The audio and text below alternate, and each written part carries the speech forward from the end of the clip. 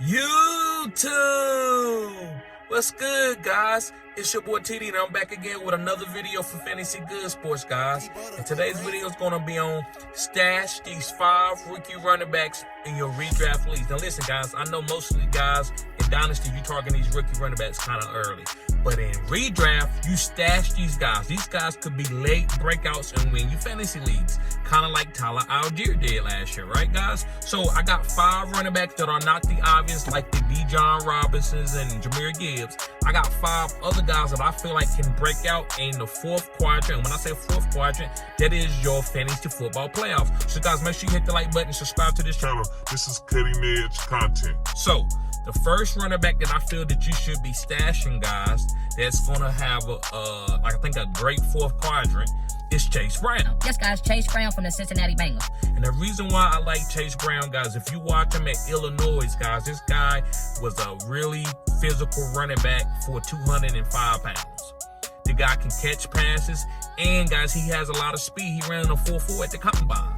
I think this guy has an opportunity. If anything happens to Joe Mixon, this guy is a great handcuff, and he can end up being a top 12 running back down the stretch for you, kind of like rookies usually do when teams go into the next facet. Sometimes they're like, oh, listen, this season over, so we're going to give it to our rookie. So, guys, I love Chase Brown. Pick him up and stash him in your redraft leagues. You can get this guy is a great value. All right, moving on to my next rookie running back that I feel like is a great stash, is going to break out in the 4th quadrant, which is your fantasy football playoff, is Evan Hull. Yes, guys, Evan Hull from the Indianapolis Colts.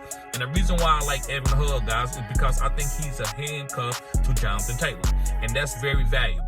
If anything happens to Jonathan Taylor, I think Evan Hull can come in and be a really good running back. He catches passes. I also think this guy's going to take over the Nyheim Hines role.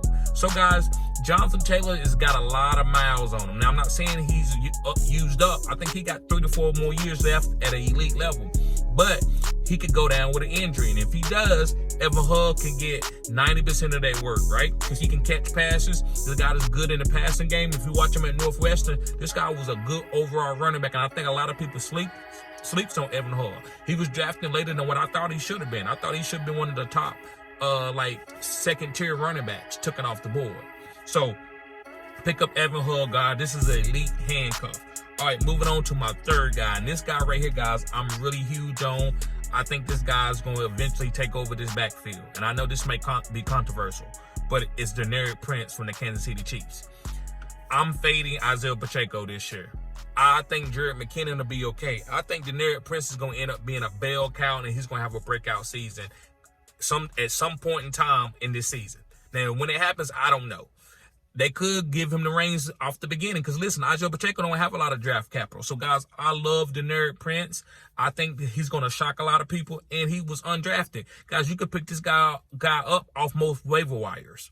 Yes, guys, he's a waiver wire type of pickup after your dynasty pickup. And also, guys, in redraft, you probably won't even have to draft him. Now, listen, if something comes out and he breaks out in preseason, it may change. But I think Deneric Prince is going to be a great asset, guys. It's easy pickings, too, if you ask me. Now, I will go out on a limb and say that Deneric Prince is better than Isaiah Pacheco. I will go out on that limb. All right, moving on to 2 more guys. And if you watch the whole video, I got 2 bonus guys that I'm going to mention. The next guy I'm going to talk about, guys, is Deuce Vaughn from the Cowboys. Now, listen, I think the Cowboys might pick up another running back. But Deuce Vaughn is such a special player the way he's like a smaller guy, but he can catch the ball, and he's fast. I think this guy is going to have a role where he might be valuable for certain weeks for you, especially if Tony Pollard goes down. Who knows if Tony Pollard can take 300 carries? I'm not saying he's going to get 300 carries, but if he don't, the other carries could go to Deuce Vaughn and another guy. So, guys, I think Deuce Vaughn with his draft capital is worth picking him up, especially in redrafts. This guy might be undrafted. Great stash right here. Moving on to my next guy, and it's Zach Charbonnet. Now, listen, people own Zach Charbonnet. He might be drafted in the top 6-7 rounds in a redraft league. But I still think you need to go pick up Zach Charbonnet over some of these other handcuffs because if he can end up if he can beat out Kenneth Walker because Kenneth Walker's not a great pass catcher, then you might have a back that you got in the 7th round that started on a really good team. You remember, Pete Carroll don't care nothing about your draft capital. Look what he did with Chris Carson. Chris Carson beat out Rashad Penny. So I think Zach Charbonnet is going to push Kenneth. Now, Kenneth might boom. But if he doesn't, Zach Charbonnet going to be right there on his heels. And I think with that draft capital and the value where you can get Zach Charbonnet, I think it'll be a good pickup. All right, guys, 2 bonus guys that I think that you should be also looking at as a stash, as a rookie running back, is Tyjae Spears. Listen, if Derrick Henry goes down, I think this is a high-end position. These other guys that they picked up the last couple years, they ain't coming in there. I think Tyjae Spears has the draft capital and the elite athleticism to be a really good running back.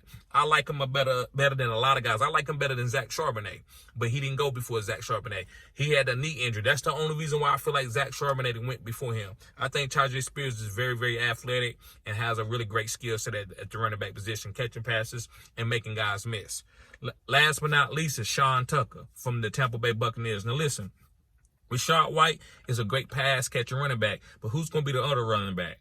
Who's going to be the other guys that they get carries? They're not giving Rachaad White 100% of the carries.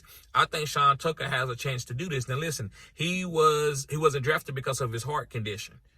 They said they found something with his heart, but he still passed the physical, and so he still can play in the NFL. They just didn't draft him. So I think Sean Tucker can be a 1-2 punch, kind of like Leonard Fournette was last year with Rachaad White. I think he could be that could be the backfield.